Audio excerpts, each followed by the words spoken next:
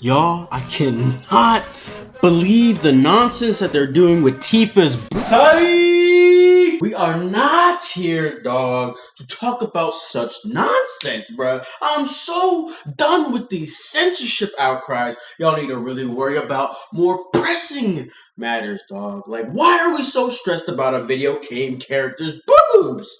Bro, what is gaming coming to? Censorship, okay. They took out a game mode in Senran Kagura, what I like to call Titty Playground. Okay. Oh, whoa, okay, whatever. They blocked a game where you could say extremely disrespectful things to women. Willis trying to pick them up. Okay. And good lord, they blocked my lolly simulator that 10,000 people in this billionsly populated Earth play. Now listen, I don't exactly agree with censorship, but I just think it's being blown out of proportion. The world's getting soft, bro, we gotta deal with it. And at the end of the day, bro, it ain't even that bad. Okay? Let's move on. We are here to talk about real topics, right? Like this episodic news and updates and information that we got during the E3 season. So let me just kind of set the table correctly from the start. I honestly have no deep experience with Final Fantasy, especially warranting that my first game, play that I've ever tried of the Final Fantasy franchise is 15. Take that how you must, you may, whatever.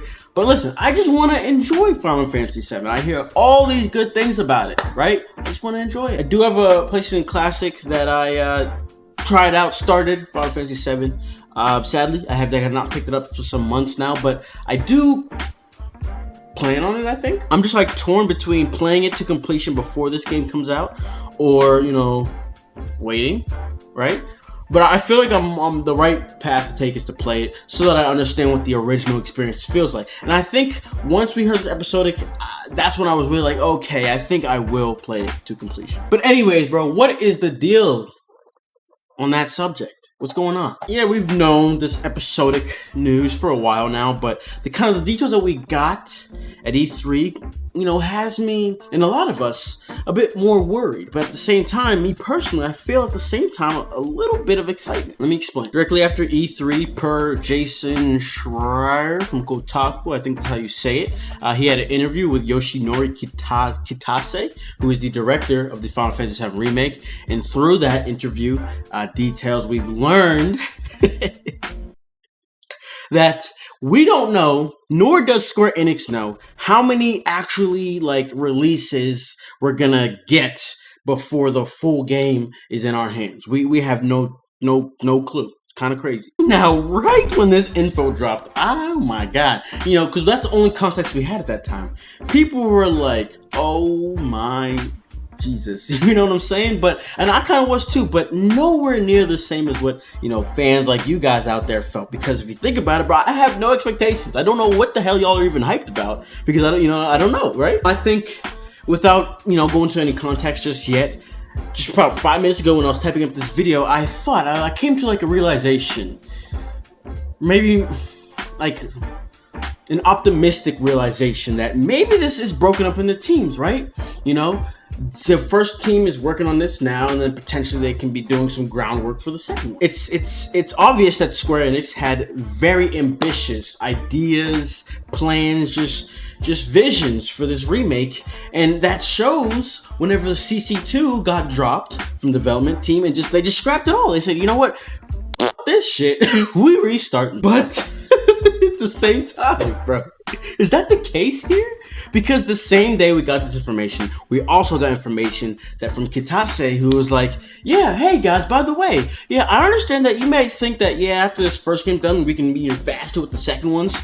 It's not the case. It's like, what are you talking about, bro? But thankfully, okay, a public relations employee, whatever, from Square Enix came out and let us, and kind of gave us an update. It was like, yo, he's right, but bro, it's gonna be more efficient, all right? And I kind of get it though. I do understand what he's talking about. Think about it. CC2 just freaked everything up, right? So they had to do all this rewinding. So that's already a mess. But think about it in your own perspective. When you start a project, or maybe anything you've created that's just at large scale.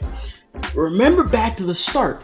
what it took to kind of even envision where you were going to be at the end. That's not easy, you know? But after you finally started, built it up, whatever it is, and maybe you have to do something else that's similar, it's not the same startup as it was at the very start when you had nothing, you know? And I guess to wrap up the first news blast mess that was created by Kitase, he tweeted this: Final Fantasy VII Remake goes much deeper into the world and characters of Final Fantasy VII than ever before. It's a huge volume of work and data to reimagine this world. Each game in the project will have a volume of content comparable to a standalone Final Fantasy. That's pretty nuts. While the development team finished the first game in the project, we are continuing to plan and outline the overall volume of content for the second. Due to the work already done on the first game, we anticipate the development of the second game to be more efficient. We have our own internal schedule and plan, but for now we'd like to focus our information on the first game in the project. The first game in the project takes place in the I looked up the pronunciation.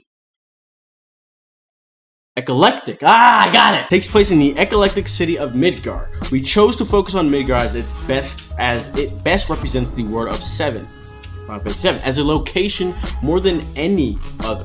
Midgar is full of imagination with myriad influences and surprises around every corner. And that last bit is kind of what I think shook like everybody. But for me personally, it didn't make any sense until somebody put it in perspective for me. So I asked around a little bit, Final Fantasy players. I was like, listen guys, let's think about this subjectively.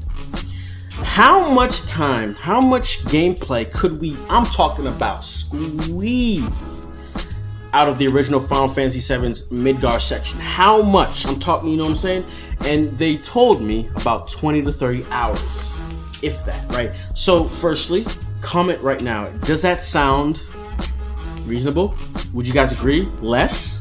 More? I don't know. Regardless, let's just kind of generalize it. 15, 20, 30 hours, whichever one. Let's act like that's the amount of gameplay we could squeeze out of Midgar in the original. And so, grouping in the information we just got from Kitase about that, I envision, again, I'm gonna just generalize it. I envision anywhere from like 30, 40, 60 hours that we're gonna get from this first disc that we're gonna be getting. Agree?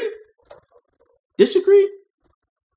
It's hearing me say that, you know, what's on your mind? And I also don't mind waiting on that same note because, I don't know, I'm ready for that. Expanding out that Midgard section, I'm ready for that. But I guess, you know, with all that kind of being said, we actually fully haven't described the full scale that Square Enix plans and envisions for every single iteration that they want to release. And the thing is with that, about a week ago, we were informed. So this is a longer one, but let me see how fast and efficiently we can get through this. So skipping the first two paragraphs, because that's exactly what he said in the last post, the key creative values of the core Final Fantasy series are innovation, pushing boundaries, and surprising players. This project shares these same values, and the development team view it as the next mainline Final Fantasy release. That is big talk, my boys. For the original core members of the development team, simply recreating the original game with improved graphics wasn't enough to get us invested and excited about remaking 7.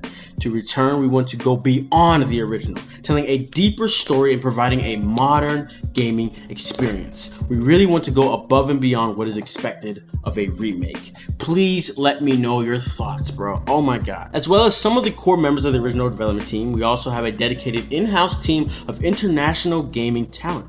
Many of our new team members were young fans who played the original 7 when it was first released. It's very exciting and exhilarating to work with this talented team on such an ambitious project. That speaks volumes, guys. If you guys are still young, not in the workforce, just understand how much joy it would bring you to, say you are a programmer, you like that kind of stuff. Imagine the joy of working on a game you loved as a childhood. That is passion. Passion is behind this project. Get hyped. Skipping this section, we already read it. While many people may think Midgar is very dark at first glance, we have a design aesthetic where the city has strong elements of color and variety, okay? The lighting and coloring we are using throughout Midgar accentuate with what is unique about Final Fantasy VII's world. We decided not to use a photorealistic approach with the design, but instead something more stylized, honoring the artistic designs and choices of the original. A lot has changed since the release of the original Final Fantasy VII. Back then, we didn't have access to things like voice acting, performance, and motion capture or close-up cameras outside of cutscenes. For Final Fantasy VII Remake, there's a greater emphasis on character storytelling through the use of these techniques as well as some other new tech. This allows us to make these characters more expressive than ever. I mean, it's not hard to beat what it was before, enhancing the levels of immersion and enjoyment through performance. Now, listen, when I opened up Final Fantasy VII, I was not ready. I just didn't have that perspective of how old this game really was. I couldn't really even understand that beginning intro section. I had a hard time figuring out what was what, but I got used to it. In Remake, we are giving voice to the original Final Fantasy VII for the first time.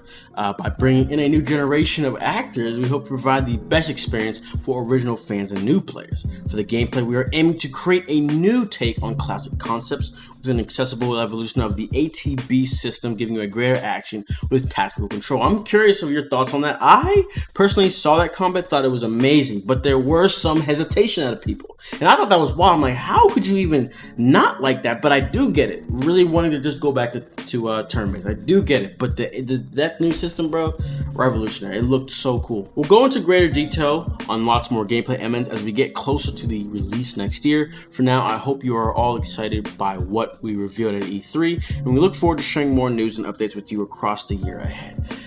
Man, with that being said, bro, like I said, I like the combat. I'm kind of cool with it, but I get the nostalgia aspect. It would be nice to just kind of have these crazy looking graphics with your same turn-based. But I think they're trying their best to kind of give you that option. We'll see. That's not what we're here to talk about today. Either way, let me know your thoughts, bro, because I'm curious. Are people like not gonna get the game now? I have seen that. I have seen people that mad.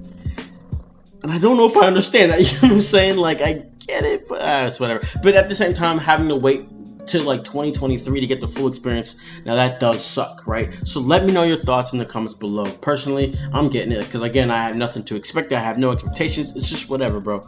I like games. So yeah, other than that's all I'm gonna say. I will see you all in the next video and in the comments because, bro, we got some shit to talk about, right? All right. I'll see y'all in the next video. Peace. Lamp with the tape, I'm a legend in the room.